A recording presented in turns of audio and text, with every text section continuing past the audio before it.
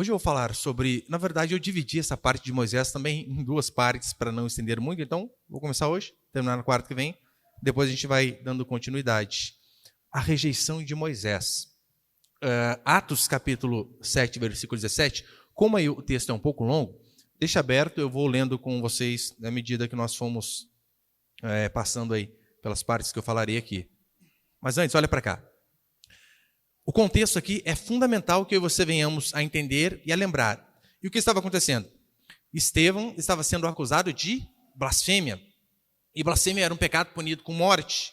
E não apenas blasfêmia, e as pessoas estavam dizendo, o Sinédrio, que ele falava contra Moisés e que Jesus Cristo, aquele a qual ele cria, viria e destruiria o templo e aqueles costumes de Moisés.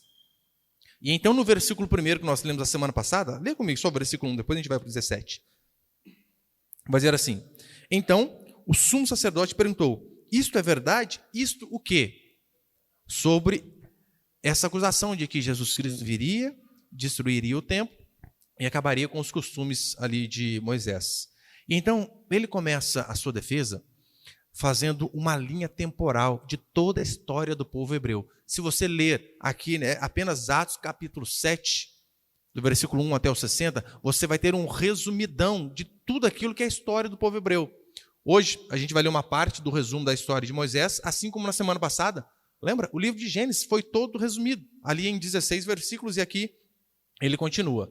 E em sua defesa, o que ele começa a dizer? Ele faz essa linha temporal, e ele começa a mostrar àquele povo, àqueles homens, de que, olha, vocês que ficam idolatrando o templo, vocês que ficam idolatrando a questão da lei, eu venho falar para vocês que Jesus Cristo, que Deus, ele apareceu aos pais, aos nossos pais, aos patriarcas, bem antes de existir templo. Antes desse tempo aí, Jesus Cristo, Deus já tinha aparecido ali para o seu próprio povo, fora da terra prometida, quando ainda nem templo existia. E lembra que eu li a semana passada? 2 vezes ele apareceu a Abraão, e depois apareceu também a José no Egito. E ali não tinha templo. Ou seja, Deus se manifestou fora daquilo que eles achavam que era normal, do quadrado chamado igreja. Deus se manifestou fora dali.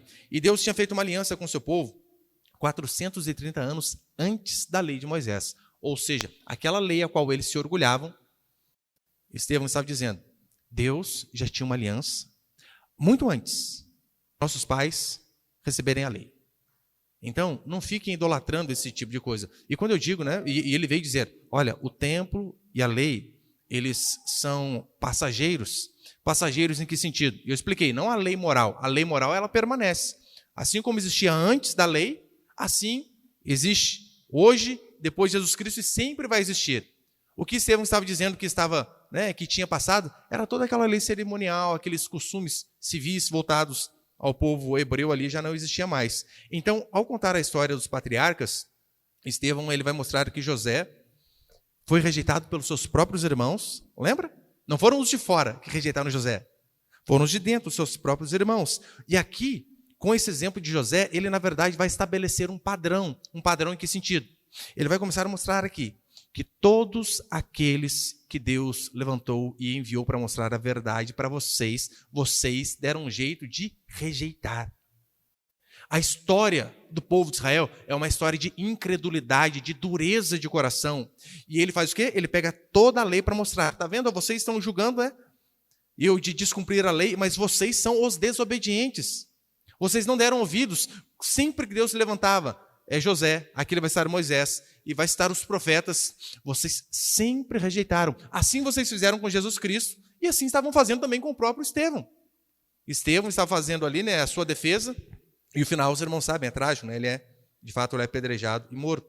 Então a história de Israel, ela é marcada por incredulidade, dureza de coração e idolatria. E o que nós veremos aqui do versículo 17 em diante, é que ele vai resumir Êxodo, Levítico, Números e Deuteronômio, apenas de forma bem sintetizada ali. Só que para isso, olha a importância de você entender. Quem foi Moisés? Aqui ele vai começar a falar de Moisés. Falou de José, agora vai falar de Moisés. Falou de Abraão, José, agora vai falar de Moisés. Moisés era a segunda pessoa mais importante para os judeus. Só perdia para Abraão, o pai da fé. Através de Moisés, Deus deu a lei para o povo. Deus deu a lei a Moisés, Moisés veio e passou a lei para o povo, ou seja, era o legislador. Ele recebeu a lei do próprio Senhor. Portanto, Moisés ele era a referência de praticidade da vida daqueles homens e mulheres. Como eles se comportavam tinha a ver com Moisés. Então ele vai falar justamente sobre Moisés aqui. Ele vai mostrar que vocês rejeitaram Abraão, vocês rejeitaram José, e aqueles que vocês se vangloriam, que trouxe a lei, vocês também rejeitaram a eles. Eu quero passar apenas 2 princípios aqui hoje. Põe o primeiro, por favor, ali. A primeira coisa que nós vemos é a importância de ter filhos. Por que isso aqui é fundamental você saber? Porque Estevão, em sua defesa, ele vai citar Moisés, falando da importância do povo, mesmo em meio à dificuldade, ouvir a voz de Deus, crescer, se multiplicar, e por conta de crescer através de filhos, não de proselitismo, mas de filhos. Diz a Escritura que o povo se fortalecia. Tanto é que ele vai começar a citar aqui Êxodo capítulo 1, e todo o capítulo de Êxodo 1, você vê constantemente, acho que 3 vezes, se eu não me engano, aparece assim, e o povo crescia e se fortalecia. O povo crescia e se fortalecia, crescia e se fortalecia. Então ele vai citar este exemplo aqui. Acompanhe comigo então. Atos capítulo 17, versículo do 17 até o 19. Diz assim: enquanto se aproximava o tempo da promessa que Deus fizera a Abraão, o povo crescia e se multiplicava no Egito. Até que se levantou ali outro rei, o outro faraó, que não conhecia José, usando de astúcia contra o nosso povo, maltratou nossos pais, levando-os a abandonar os seus filhos para que não vivessem. Como eu disse, aqui ele já começa a introduzir o que estava escrito ali em Êxodo. Se você já leu o Êxodo, você vai se lembrar dessa história aqui. E Deus já tinha falado para o seu povo: vocês serão escravos, mas eu livrarei vocês. Vocês serão escravos por um período, mas eu vou livrar vocês. E essa promessa, né, de que o povo iria crescer, se multiplicar e seria liberto por Deus, já tinha feito antigamente pelos profetas. E como que Deus começa a cumprir esse propósito? Começa aqui no versículo 17, como ele diz. Só que Deus começa de uma forma talvez que o povo não gostou muito, né? Como que Deus começa a libertar o povo? Ele levanta um faraó que não conhecia José e seus familiares, e as coisas começam a ficar mais difíceis para ele. Ou seja, antes de melhorar em si, piorou, e piorou muito. Por vezes acontece isso em nossas vidas também. Às vezes a bênção de Deus está chegando, mas antes de chegar vem umas tempestades que acabam com a gente. Foi basicamente o que estava acontecendo aqui. Deus levantou um faraó que não conhecia e começou a tratar mal o povo de Deus. Começou a escravizar o povo de Deus. E por que faraó fez isso? Ora, não precisava ser espiritual. Bastava pensar apenas de forma lógica. Ele via o povo hebreu crescendo, se fortalecendo. E ele então arrumou um jeito de limitar o crescimento do povo. E qual foi essa forma? Lembra? A ordem dele e as parteiras era: nasceu um menino, vocês foram ajudar as hebreias a terem filhos. Nasceu um menino, viu ali sexo masculino? Mata. Mata. Por que Faraó fez isso? Por conta de uma dedução lógica do governante. Se não nasce gente, se não nasce menino, o povo não se multiplica. E se não nasce menino, homens não são formados. Homens não sendo formados, eles não têm exército, porque a força vem de exércitos. E exércitos, majoritariamente, naquela época, 100%, eram formados por homens. A força da guerra vinha deles. Então, o que Faraó faz? Ele dá um jeito de ir lá na raiz do problema. Olha, vamos acabar aqui. O que Faraó está fazendo, na verdade, é forçando um controle de natalidade para outro povo. Percebeu que ele não faz isso com o seu próprio povo? Ele força um controle de natalidade para o outro povo. Isso aqui era o aborto da época. Qual que é a diferença? A diferença é que ele falava para as parteiras: olha, nasceu, saiu do corpo, viu que é menino? Mata. O que é feito hoje em dia? Viu que está na barriga? Já mata aí. Mas era a mesma coisa. Pastor, que governante tirano.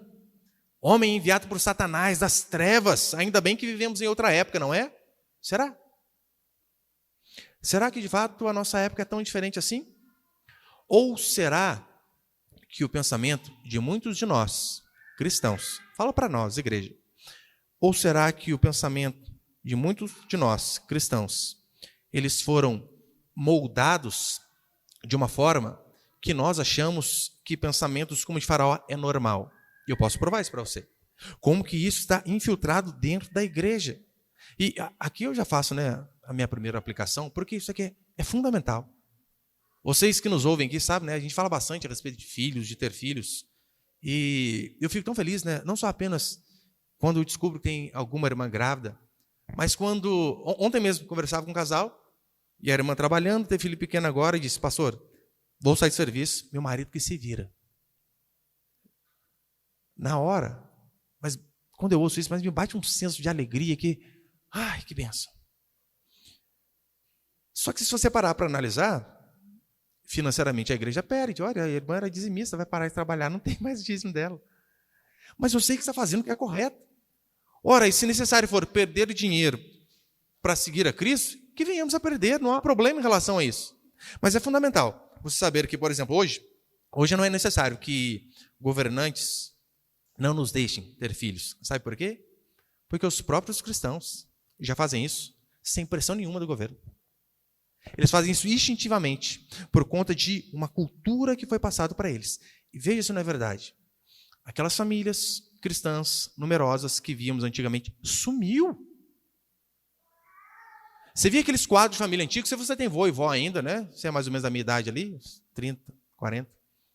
Se você tem aquelas fotos de família lá na casa do avô, da avó, você sabe, tem aquela escadinha de filho assim, não tem? Tem um menorzinho e às vezes já tem um no colo, quando a barriga não está grande.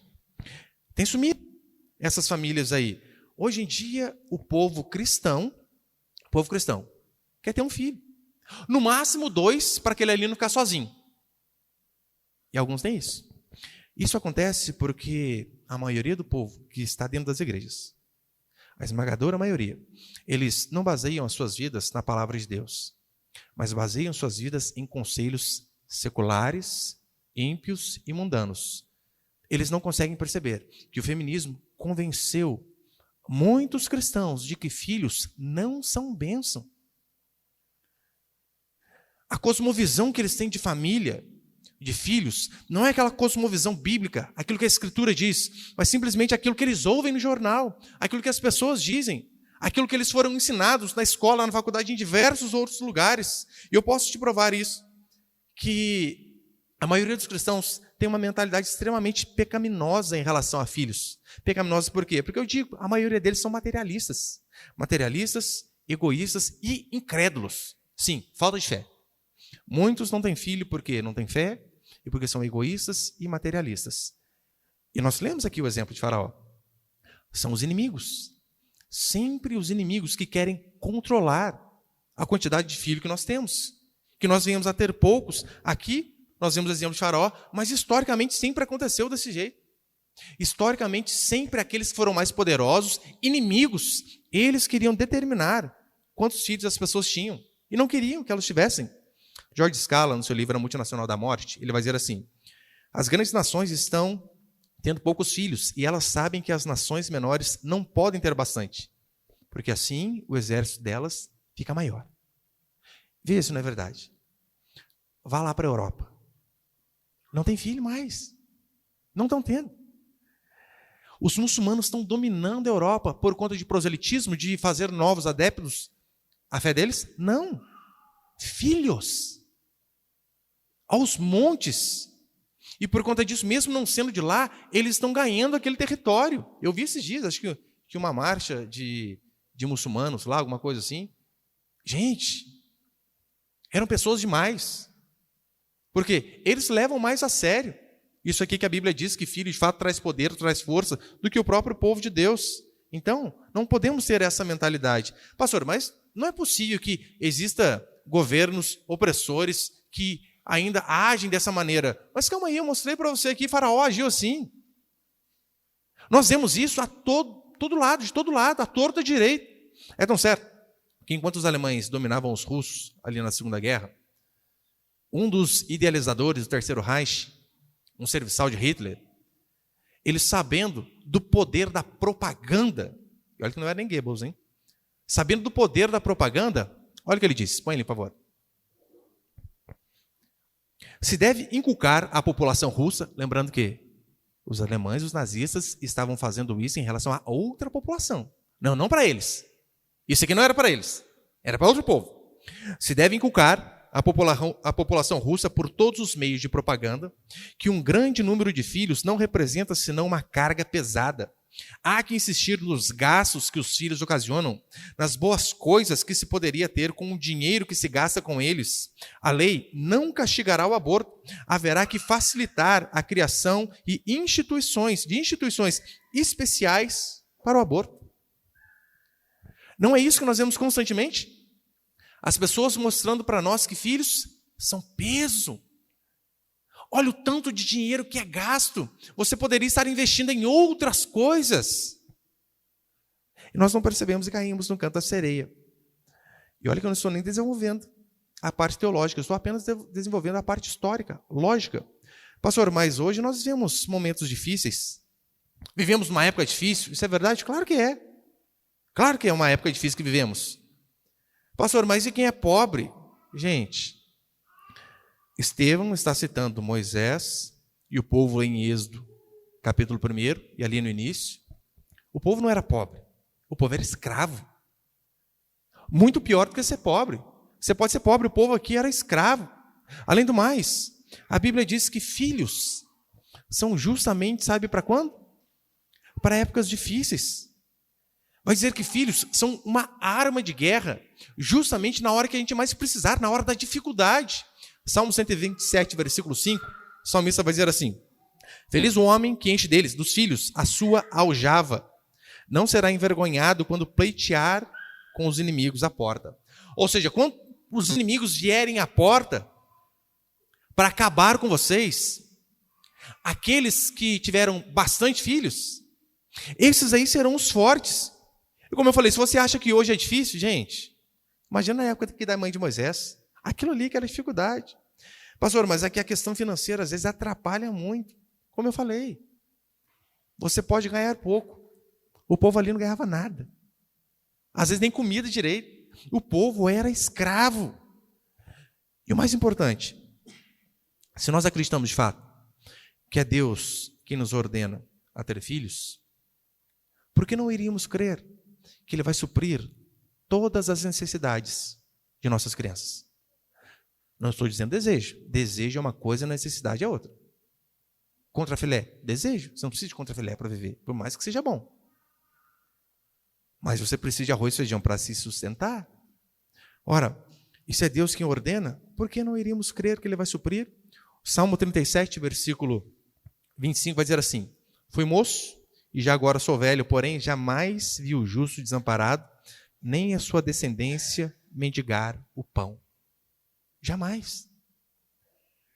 Jamais o povo de Deus faltou aquilo que lhe era necessário. E se nós queremos um Senhor, podemos ter a certeza.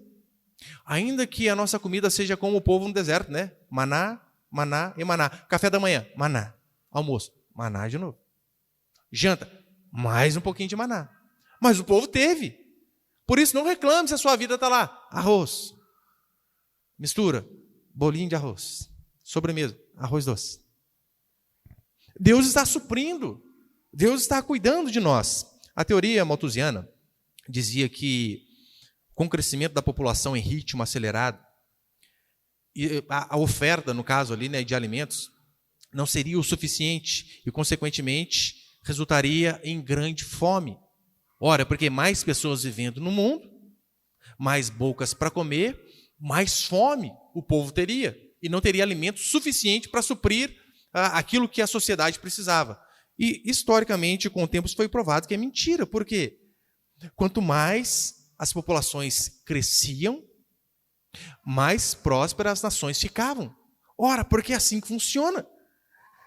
Se você tem um filho, ele vem com uma boca que ele vai comer. É verdade. Mas ele vem com 2 braços para trabalhar.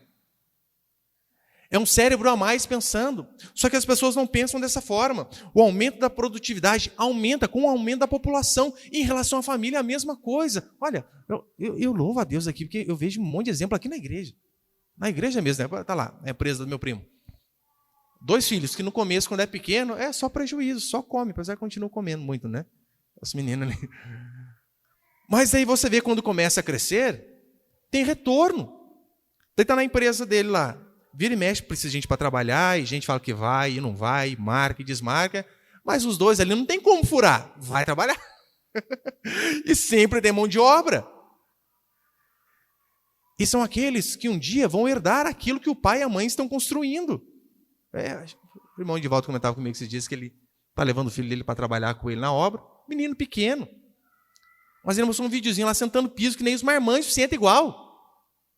Você imagina quando tiver ele com uns 18, com 20 anos.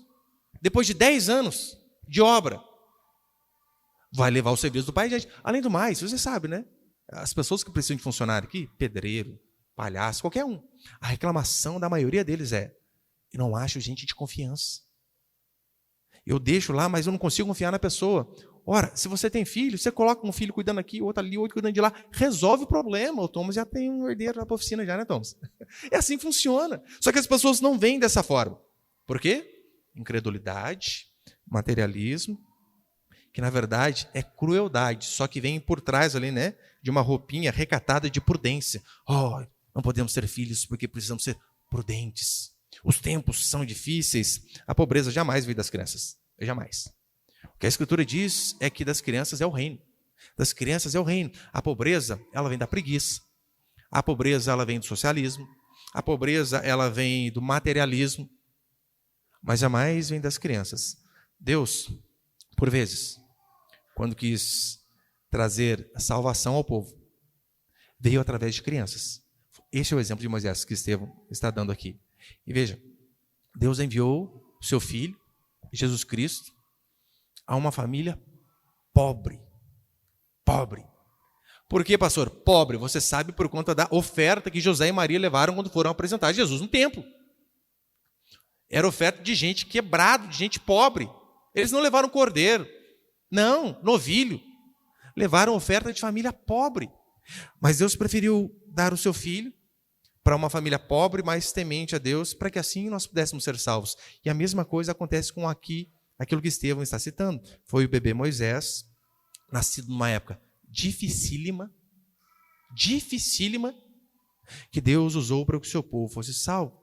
Portanto, quando Deus quis salvar o mundo, foi através de filhos. Filhos nos salvam do materialismo. Porque quando você tem filho, você sabe, né? Você não dá mais para você ficar pensando só em você. Se você é um pai comum, não estou dizendo nem um super pai, não. Se você é um pai comum, você vai ver, não tem como você ser materialista, você ser vaidoso, porque tudo que você vai fazer, você pensa: puxa, vou fazer para ele, vou fazer para ela. Pais comuns são assim. Uma vez eu dei uma volta num Porsche, foi o carro melhor da vida que eu já andei. Acho que $500 mil quase custava o carro. Carrão. O irmão falou: pastor, dá uma volta. Eu falei: lógico.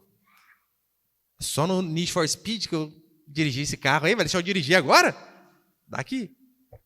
160 no carro ali, sem fazer um barulho, sem tremer. Se é o meu Corsa, 110 está esfarelando, saindo peça. Aí eu estou vendo, puxa, andar num carro de $500 mil é fantástico. Gente, mas não se compara. 2 lugares tinha o Porsche. Mas não se compara. A alegria de andar no meu Corsa 2005 abarrotado de criança. Os meninos bagunçando atrás, tirando nossa paciência. Teve um dia eu estou dirigindo, conversando com a Raquel, daqui a pouco eu olho os meninos atrás brincando de balança caixão com o menorzinho. Sabe aquele que você pega no braço, na perna, balança caixão. Falei: como? Dentro do carro. Gente, que loucura. Filhos, de fato, nos trazem muita alegria. Nos levam a aprender o que realmente importa: amor. Porque esses filhos são herança, são riqueza. As pessoas não querem ser ricas nesse sentido. Ai, pastor, mas isso é no Antigo Testamento, mas o Salmo 23 do Antigo Testamento você gosta. O Salmo 127 não. Não, daí não quero. Hipocrisia. Filhos são bênção. Filhos são bênção. Segundo e último, põe ali, por favor. Segundo princípio, mais um servo rejeitado. Acompanhe comigo. Versículo 20 até o 22. Versículo 20. Naquela época, nasceu Moisés, que era belo aos olhos de Deus, e foi criado durante 3 meses na casa de seu pai. Depois de ser abandonado, a filha de Faraó o recolheu e o criou como seu filho. Assim Moisés foi instruído em toda a sabedoria dos egípcios e era poderoso em palavras e em obras. Aqui ele está narrando aquele episódio onde Moisés escapou da morte. As parteiras, não quiseram matar a criança ali, tiveram misericórdia da criança. E então, durante 3 meses, ele ainda foi criado na casa de seus pais, mas chegou uma hora que não dava para esconder mais o menino. O que seus pais fizeram? Pegaram um cestinho, passaram um betume, que era tipo algo para se vedar ali, colocaram a criancinha no rio e jogaram. A mãe, esperta, sabendo que a filha de Faraó tomava banho naquele horário mais ou menos ali, coloca o menininho, fica observando de longe, a irmã de Moisés vai lá, a filha de Faraó pega, gente, que menininho bonito. A irmã dele chega e diz, olha, se quiser, deve ser filho das hebreias, se quiser eu chamo uma ama para que possa cuidar dele. Chama lá. O que ela faz? Chama a mãe de Moisés. Agora é a receber para cuidar do filho. Isso é glória, irmãs, não é? Cuidar do filho já é bom, receber para cuidar do filho é maravilhoso. Você vê como que Deus faz coisas espetaculares, né? E Moisés, então, ele é criado em 2 culturas. Primeiro na cultura hebraica, pela sua mãe, provavelmente ouvindo constantemente sobre as promessas, sobre a história do seu próprio povo. Mas ele também foi criado na cultura egípcia. E a cultura egípcia era a cultura mais top da época. Era aquilo que tinha de mais avançado. É só você raciocinar. Gente, aquele povo construiu as pirâmides sem maquinário. Não tem um pessoal que diz até hoje que a pirâmide foi feita por alienígena? Eu sei não, viu? Porque como assim?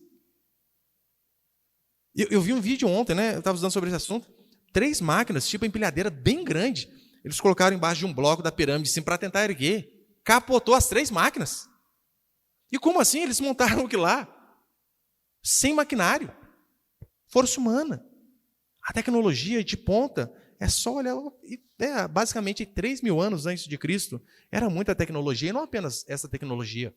A arte, a astronomia. Os egípcios também sabiam muito de astronomia. Então, Moisés, ele era alguém diferenciado, como nós lemos aqui no verso 22, não é? Assim Moisés foi instruído em toda a sabedoria dos egípcios e era poderoso em palavras e em obras. Acompanhe comigo o versículo 23 até o 29, já estou encerrando. Vai dizer assim, Atos 7, 23. Quando completou 40 anos, desejou visitar seus irmãos, os israelitas. Só um parênteses aqui. Porque os israelitas, eles não viviam junto com os egípcios. Eles viviam na região de Gósen, onde Jacó tinha ido com seus filhos, e eles viviam isolados porque, como eles eram pastores de animais, e ser pastor para os egípcios era algo abominável, então eles precisavam viver isolados. Então, Moisés faz o quê? Vai lá visitar o seu povo. Esse é o contexto. Quando completou 40 anos, desejou visitar seus irmãos, e vendo um deles sofrer injustiça, defendeu e vingou o oprimido, matando o egípcio. Ele pensava que seus irmãos entenderiam que por meio dele Deus lhe daria liberdade, mas eles não entenderam. No dia seguinte, aproximou alguns deles quando brigavam e quis pacificá-los, dizendo: homens, sois irmãos, por que maltratam um ao outro? Mas o que feriu o seu próximo o empurrou, dizendo: quem te nomeou líder ou juiz sobre nós? Por acaso queres matar-me como ontem mataste o egípcio? Diante dessa palavra, Moisés fugiu e tornou-se peregrino na terra de Midian, onde gerou 2 filhos. Moisés aqui, Estevão cita o episódio onde ele é rejeitado pelo seu próprio povo. Mais uma vez, assim como José foi rejeitado, aqui ele cita Moisés. 40 anos, forte, inteligente, provavelmente por conta de ouvir constantemente de sua mãe sobre o seu povo, sobre as promessas. Ele sabia. Deus me colocou numa posição privilegiada. Ele disse que libertaria o seu povo. Vai ser através de mim. E então o que ele faz? Ele tenta dar uma acelerada no processo. Ele vê um hebreu e um egípcio brigando. Ele vai e defende quem? Lembrando, ele era príncipe de Faraó. Por mais que ele sabia que ele era adotado, mas ele era príncipe de Faraó. Quem que ele defende? Defende a sua raça. Defende o seu povo e mata o egípcio. Pensando assim, não, agora o povo vai acabar a entender que Deus me chamou para libertá-lo. E o povo não entendeu. Não entendeu. Talvez não entendeu porque, de fato, não era a hora de Deus também, né? Moisés tentou dar uma ajudadinha ali e não foi assim que aconteceu. Porque no versículo 25 ele vai dizer isso, não é? Ele pensava que seus irmãos entenderiam que por meio dele Deus daria liberdade, mas eles não entenderam. Era por meio dele, mas não era aquele momento. Por vezes, às vezes acontece isso conosco, né? Nós sabemos que algo é a vontade de Deus, só que às vezes quando fazemos aquilo que é certo na hora errada, pode se tornar errado. Uma vez tinha um irmão, o filho dele queria muito ganhar uma moto. Pai, me dá uma moto, dá uma moto, dá uma moto. E o pai tinha condição de dar uma moto. Só que o moleque tinha 16 anos. Então, não é errado pai entesourar para os filhos. É bíblico. O pai ajudar o filho numa questão dessa é legal. Só que 16 anos não é a hora. Só que de tanto o menino insistiu, ele deu. O menino saiu com a moto, bateu, morreu. Veja que às vezes até o que é certo, feito na hora errada, se torna errado. No dia seguinte diz que Moisés ele viu 2 hebreus brigando, então ele tenta pacificar o povo. O povo descobre, mas não foi você que matou aquele outro lá? E por conta disso, ele foge. O que Estevão quer mostrar aqui é que quando Moisés se apresentou para o seu povo como libertador, mais uma vez, aquele povo que estava diante de Estevão, seus pais, rejeitaram o libertador. A exemplo de José, Moisés também foi rejeitado. Então, Estevão, ele se entristece porque ele de fato vê a dureza de coração do seu povo. Ele vê quantas oportunidades vocês tiveram e mesmo assim vocês não se quebrantaram. Quantos Deus não levantou? E ele faz questão de citar, essa cronologia aqui, toda essa parte histórica, para esfregar na cara daquele povo, dizendo: vocês a vida toda foram incrédulos, foram rebeldes, não deram ouvidos à voz do Senhor. Todos aqueles que Deus levantou, vocês deram um jeito de aniquilá-los, de matá-los. Vocês fizeram assim com os homens de Deus do passado, vocês estão fazendo assim comigo, fizeram com Jesus Cristo e fizeram isso também com Moisés. E depois vai entrar no episódio das pragas, aqui, semana que vem, se Deus quiser, eu falo sobre isso, para mostrar que quando nós não nos quebrantamos diante do Senhor, a tendência é as coisas irem ficando piores a cada dia. As pragas foi sim para combater aquelas divindades do Egito, óbvio, né? Mas na nossa vida, por vezes, acontece de Deus nos punir, em vez de nós nos quebrantarmos de primeiro, o que a gente faz? A gente endurece. E às vezes a punição vai aumentando. Assim foi com os egípcios. Praga por praga por praga, até morrer os primogênitos. Que Deus possa dar a mim e a você um coração que não seja duro como o desses homens foram. Nem dos egípcios, nem do próprio povo de Deus. Que constantemente, sendo mostrado o seu erro, os seus pecados, o que eles faziam, permaneciam duros. Porque o sofrimento, ele tem esse poder de nos quebrantar. Que a tendência, quanto mais nós endurecemos, mais Deus vai testando ali a nossa força e nos humilhando. Então, diante de qualquer dificuldade, diante de qualquer humilhação, que venhamos logo a falar: Deus, tem misericórdia e graça de nossas vidas. Mais uma vez, aquilo que Estevão fala, mostrou para aquele povo, é o que serve para a igreja atualmente. Quantas vezes Deus não levanta homens de Deus, pastores, servos, mostra o pecado, e mesmo assim, o que vocês fazem? Se endurece. Se endurece. Às vezes precisamos de anos para aprender algo que era básico.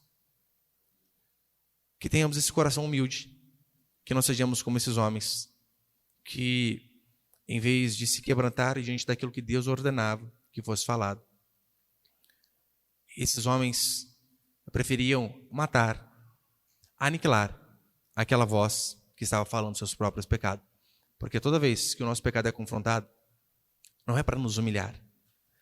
Toda vez que isso acontece, é Deus nos dando uma chance de nos reconciliar com Ele. Não pense que a palavra de Deus ela vem para te confrontar apenas para te diminuir. Não é esse o objetivo de jeito nenhum.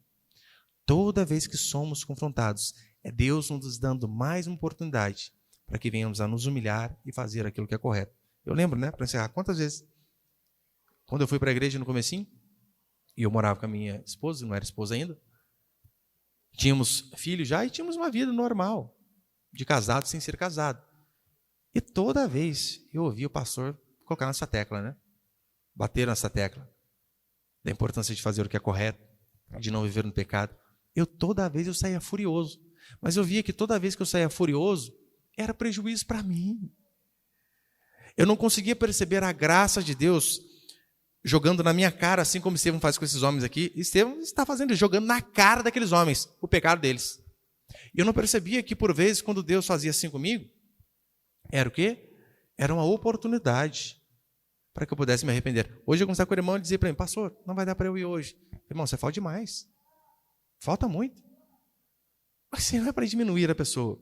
É para que a pessoa possa, de fato, entender que é necessário um compromisso, de fato, com Deus, com a igreja, estarmos juntos, porque toda vez que um simples culto que você falta, irmãos, um simples culto que você falta, você não tem noção. O prejuízo que isso pode trazer a você. Às vezes era aquela palavra que você precisava ouvir, era naquele culto. Ah, pastor, mas tem o YouTube depois. Uma que você não tem aquele papinho para mim, não, que você não vê depois. Você vê lavando vasilha lá, mas você não presta atenção direito. O bom é que aqui não tem como você fugir. Você dorme, mas você fica aqui. Direto aí, pastor. Mas você está aqui ouvindo. Eu lembro uma vez de um irmão, muito mais experiente que eu na fé, ele dizendo que, olha, toda vez que eu faltava, às vezes tem algum motivo, lógico, aparente, está trabalhando, está viajando, está longe. Chegou gente em casa, faltei. Quando chega alguém em casa, você está na hora de sair para trabalhar, você não vai trabalhar? Você liga para o chefe, não vai dar para trabalhar hoje que não chegou aqui minha tia. Você não faz isso. Então, sejamos um povo de coração quebrantado.